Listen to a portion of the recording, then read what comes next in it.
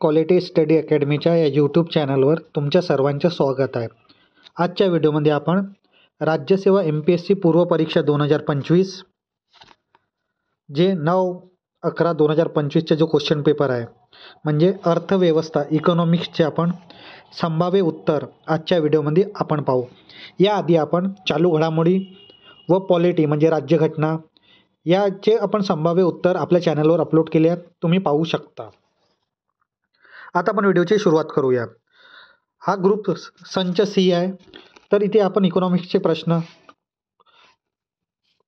36 question number 36 पासून सुरू होत आहे. तर पहिला प्रश्न काय आहे आपला इकॉनॉमिक्सचा, जमीन धोरणाची मर्यादा म्हणजे एखादा व्यक्ती स्वतःचे नावे किती जमीन धारण करू शकतो याचे वैधानिक परिपूर्ण मर्यादा होय. आणि जमीन धारणेची मर्यादा लादणे खालीलपैकी कोणते दोन पैलू आहेत ह्या प्रश्नामध्ये आपल्याला विचारलेलं आहे. म्हणजे हे सिलिंग ऑफ ॲग्रिकल्चर होल्डिंग लँडबद्दल तुम्हाला प्रश्न दिलेला आहे. तर स्टेटमेंट म्हणजे विधान हे भविष्यातील अधिग्रहण मर्यादा हा स्टेटमेंट बरोबर आहे. तसंच एकत्रित जमीन मालकी मर्यादा हा स्टेटमेंट चुकीचा आहे. स्टेटमेंट बघितलं विद्यमान जमीन धारणेवर मर्यादा हा स्टेटमेंट बरोबर आहे. तसंच रूपांतरावर मर्यादा हा स्टेटमेंट चुकीचा आहे. तर या प्रश्नाचं उत्तर आहे ऑप्शन नंबर 4 आणि ह्या प्रश्नाचं उत्तर राहणार आहे, तुम्ही पाहू शकता. तसं आता आपण क्वेश्चन नंबर 37 पाहू.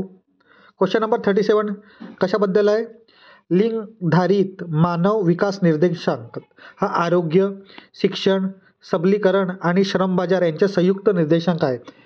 कोणते विधान विचारलं आहे, योग्य विधाने या चूक विधाने आहेत की ते विचारलेले आहे. स्टेटमेंटमध्ये काय दिलेलं आहे, वरील 4 घटकाचा वापर केल्यास स्त्री पुरुषातील असमानतामुळे मानव विकासावर प्रतिकूल परिणाम होऊ शकतो.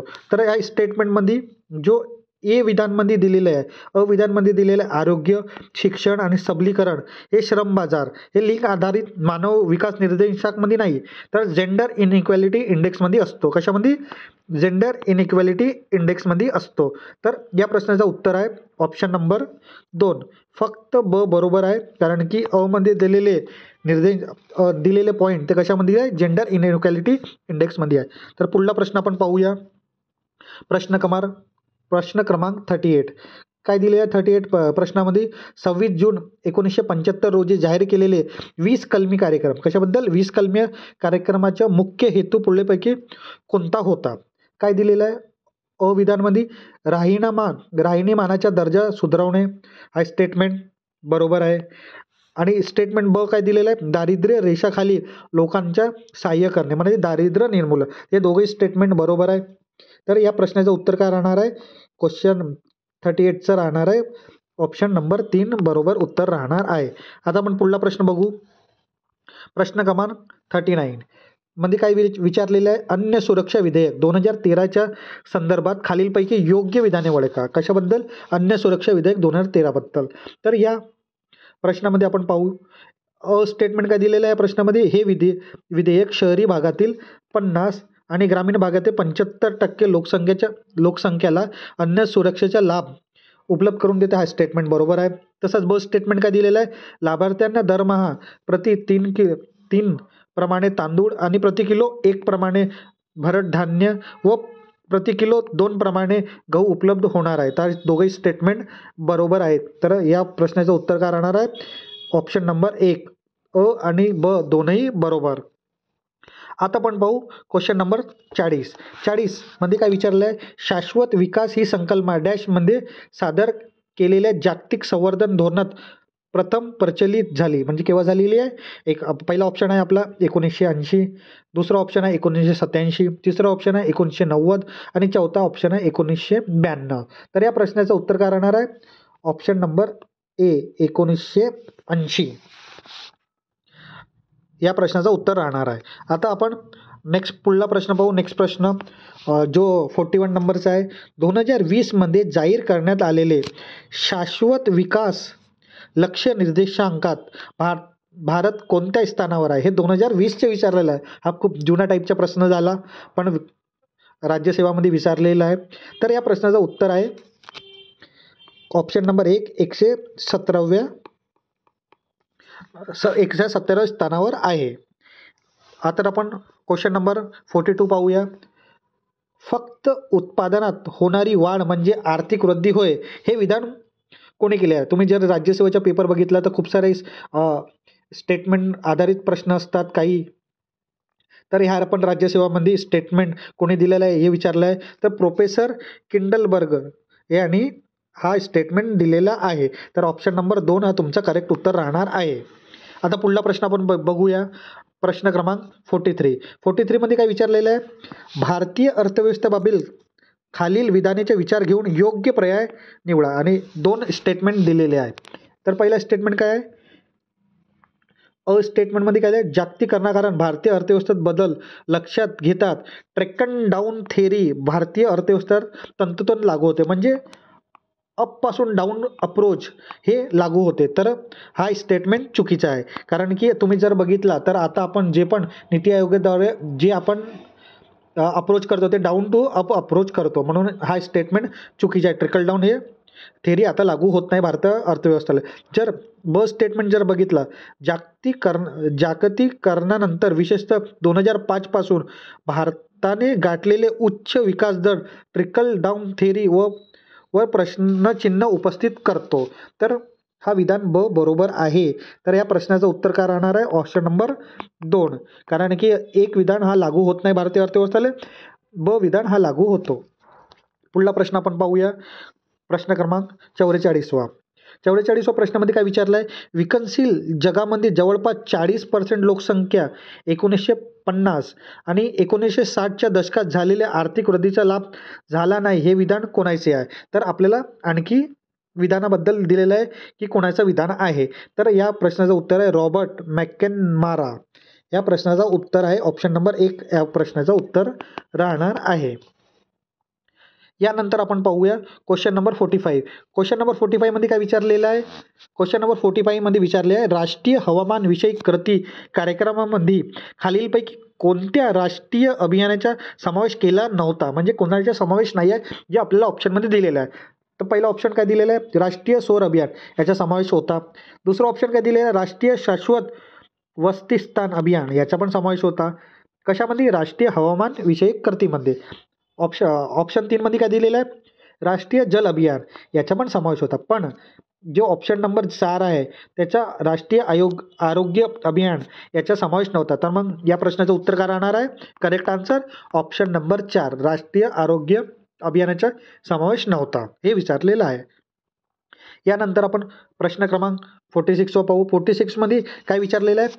भारतात स्वातंत्र्याच्या 7 दशकानंतरही अस्तित्वात असलेले दारिद्र्य खालीलपैकी कोणते कारणे आहेत हे विचारलेलं आहे. म्हणजे दारिद्र्याचे काय कारण आहे जे 7 दशक झाले तरी पण निर्मूलन झालं नाही? तर पहिला विधान काय आहे? अर्थव्यवस्थेच्या मोठ्या प्रमाणात कृषीवर अवलंबून, हे बरोबर आहे स्टेटमेंट आहे. दुसरं आहे स्टेटमेंट काय दिलं आहे? उत्पादन क्षेत्रातील रोजगाराची संधीची कमतरता, हे पण स्टेटमेंट बरोबर आहे. जर आपण तिसरा स्टेटमेंट बघितलं, स्टेटमेंट काय दिलेलं आहे? विकसित देशाच्या तुलनेत शेतीचा विकास दर अधिक, शेताचा विकास दर कमी आहे. तर या प्रश्नाचे उत्तर राहणार आहे ऑप्शन नंबर 2 विधाने अ आणि ब बरोबर आहे. कारण की आपली जे इकॉनॉमी आहे ते इकॉनॉमीचं जर बघितलं तर शेतीचा विकास दर तेवढा नसल्यामुळे हा स्टेटमेंट चुकीचा आहे. तर ऑप्शन क्रमांक 2 विधान अ आणि ब बरोबर आहे, या प्रश्नाचं उत्तर असेल. यानंतर आपण प्रश्न क्रमांक 47 पाहू.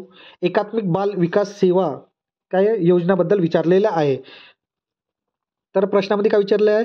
एकात्मिक बाल विकास सेवा योजनेत अंतर्गत राबवण्यात येणारे कार्यक्रमात स्टेटमेंट काय दिलेलं आहे? स्टेटमेंट काय दिलं आहे? पूरक पोषण आहार कार्यक्रम. सेकंड स्टेटमेंट काय दिलेलं आहे? आरोग्य तपासणी. तिसरा स्टेटमेंट काय दिलेलं आहे? कामगार प्रशिक्षण. आणि चौथा स्टेटमेंट काय दिलेलं आहे? स्त्री पुरुष समानता. तर जर तुम्ही हे बघितलं एकात्मिक बाल विकास सेवा अंतर्गत, तर हे अ ब क तीनही जे स्टेटमेंट आहेत ते बरोबर आहेत आणि ड चुकीचं आहे. तर हा 47 प्रश्नाचं उत्तर काय राहणार आहे? ऑप्शन क्रमांक 4 अ ब क बरोबर आहे. कारण एकात्मिक बाल विकासमध्ये स्त्री पुरुष असमानतेबद्दल योजनेच्या अंतर्गत काहीच राबवलं गेलं जात नाही. म्हणून ऑप्शन नंबर 4 याचं बरोबर उत्तर राहणार आहे. पुढला प्रश्न पाहू आपण.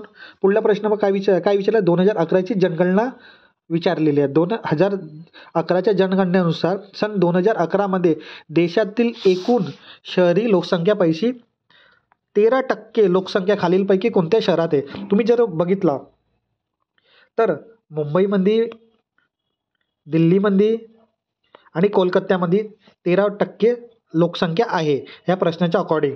तर ऑप्शन क्रमांक 2 अ, क, ड या प्रश्नाचं उत्तर राहणार आहे. कारण की चेन्नई इथे येत नाही. कारण की सर्वात जास्त जर लोकसंख्या बघितली शहराप्रमाणे तर मुंबई, दिल्ली आणि कोलकाता इथे येते आणि या प्रश्नाचं उत्तर आहे ऑप्शन क्रमांक 2. पुढला प्रश्न आपण पाहूया. प्रश्न क्रमांक 49 मध्ये काय विचारलेलं आहे? 2011ची जनगणना वेळेची हा प्रश्न. तुम्ही जर राज्यसेवाच्या परीक्षेच्या पेपर बघितला तर खूप सारे प्रश्न 2011च्या जनगणनेवर आधारित आहेत. तर हा पण इकॉनॉमिक्सचा प्रश्न दुसरा आहे जो 2011च्या जनगणनेवर आधारित आहे. तर हा प्रश्नामध्ये काय विचारलेला आहे? 2011च्या जनगणनेनुसार भारताची लोकसंख्या एकूण जागतिक लोकसंख्येच्या किती टक्के आहे? हे याच्या आधी पण हा प्रश्न आलेला आहे. तर याची लोकसंख्या 17.5% हा जागतिक लोकसंख्येच्या एवढ्या टक्के आहे. आता आपण लास्ट प्रश्न पाहू. प्रश्न क्रमांक 50. प्रश्न क्रमांक 50 मध्ये काय दिलेले आहे? भारताच्या राष्ट्रीय लोकसंख्या धोरण 2000 संदर्भात खालीलपैकी कोणते विधाने बरोबर आहे हे विचारलेलं आहे. पहिला स्टेटमेंट काय दिलं? जास्तीत जास्त 2 अपत्यानुसार 2050 सालापर्यंत देशाची लोकसंख्या स्थिर करेल. तर हा 2050 नाही तर 2045 आहे. तर हा स्टेटमेंट चुकीचा आहे. जर आपण दुसरा बघितला तर सार्वत्रिक लसीकरण हे बरोबर आहे. आणखी आपण जर बघितला तिसरा स्टेटमेंट काय? अर्भक मृत्यूचं प्रमाण प्रति हजारी 30% म्हणजे टक्के नाही राहत, 30 हजारी राहतं. हजारच्या कंपॅरिझनमध्ये घेतला येते. तर हा जर स्टेटमेंट बघितला तर क पण स्टेटमेंट चुकीचा आहे. तर तुम्ही हा 50व्या प्रश्नाचं जर उत्तर बघितला तर याच्या ऑप्शन क्रमांक 4 बरोबर उत्तर आहे. तर असेच आपण इकॉनॉमिक्सचे क्वेश्चन बघितले. याच्या आधी आपण पॉलिटीचे पण क्वेश्चन घेतलेले आहेत, संभाव्य उत्तर आणि चालू घडामोडी करंट अफेअरचे पण प्रश्न आपण आपल्या चॅनलच्या माध्यमातून व्हिडिओ तुमच्यापर्यंत पोहोचलेलेच आहे. तुम्ही पाहू शकता आपल्या चॅनलवर उपलब्ध आहे. तर असेच महत्त्वाचे इन्फॉर्मेशनकरिता क्वालिटी स्टडी अकॅडमीच्या यूट्यूब चॅनलला सबस्क्राईब करायला विसरू नका. आणखी असेच महत्त्वाचे व्हिडिओ तुमच्यापर्यंत पोहोचतील. धन्यवाद.